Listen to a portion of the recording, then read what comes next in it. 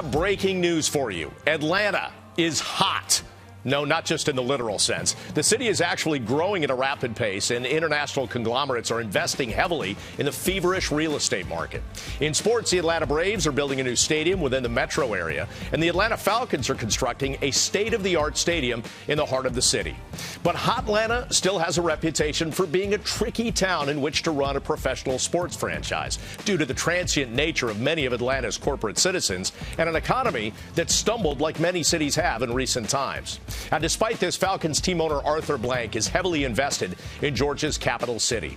His newest creation, Mercedes-Benz Stadium, will host not only his NFL team, but his new Major League Soccer expansion team set to debut next year. Atlanta United FC is still a work in progress. A team still needs to be built, but the first member of the franchise to be recruited was team president Darren Eales, who is no stranger to the business of soccer or America. Prior to joining Atlanta United, Eales served as executive director of the world-renowned English Premier League Tottenham Hotspur's football club. He's also a former Ivy League Soccer Player of the Year and U.S. semi-professional player. Michael Ozanian flew out to meet with the man who's making Atlanta United for our Sports Money Profile. So you're at Tottenham, and now Arthur has contacted you. What was your reaction, and what was it that he emphasized? Yeah, I mean, it was a surprise. I got the call, and at the time, obviously, I was with Tottenham Hotspur, great club in the EPL, and, we were having a great season. We got a manager, Mauricio Pochettino, who's a great hire, so feeling quite pleased about it. But, Arthur can be quite persuasive, and for me, the big thing was I talked about how soccer's growing, and obviously, I played over here 20 years ago when the league started, so I'd seen how much it changed. But that idea to come back, the challenge of starting a team from scratch. And then the big thing was when I met Arthur, understood, the core values. And for me, it felt like this is someone and an ownership that's totally 100% behind this. They want it to be a success. And, with that sort of level of backing, how could I turn it down? Did he say why he targeted you? Well, I think, during the chats, we had a bit of a joke because I came for 2 interviews and Arthur always says that was because the first time he couldn't understand a word I was saying, so he needed to get me back. I think to be fair to him, Arthur doesn't do things in halves.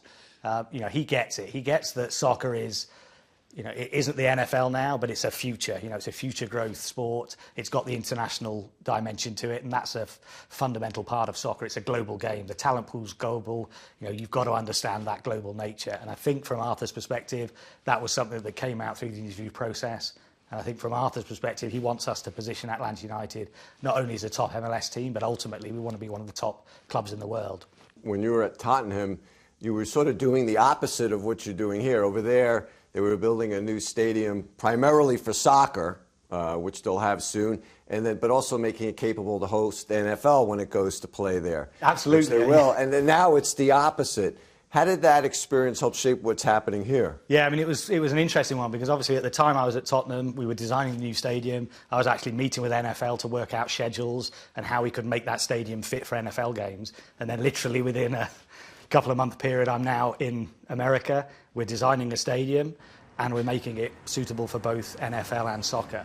The great thing for us is the foresight of Arthur when he built the stadium. So it is a soccer-specific stadium. We have the ability to retract the seats at the halfway lines so that we can have a full-size soccer pitch. So we're not having a narrower pitch, which is not necessarily the best for soccer. We can have a full-size FIFA pitch.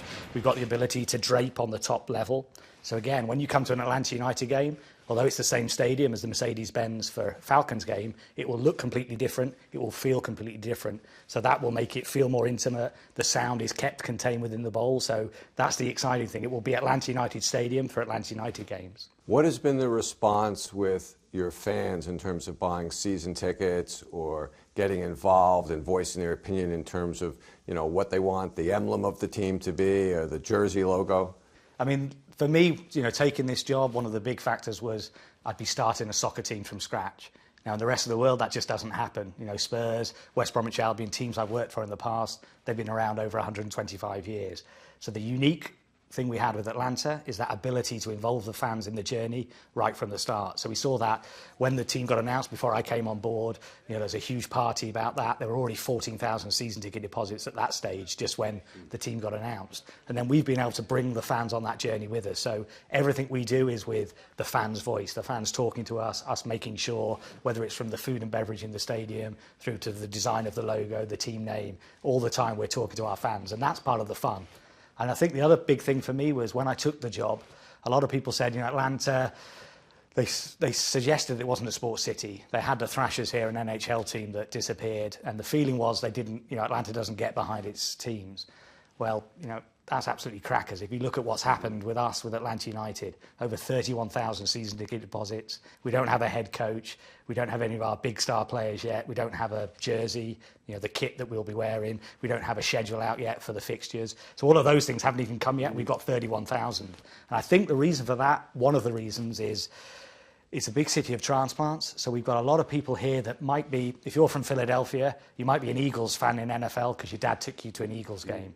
But you're not really, with the greatest respect, a Philadelphia Union fan because people haven't brought that attachment yet. It's not, MLS hasn't been around long enough to form those attachments. So we're finding that for us, Atlanta United is the team for the city. So for this, particularly that millennial population, they're feeling like this could be the team that I can say and identify with Atlanta.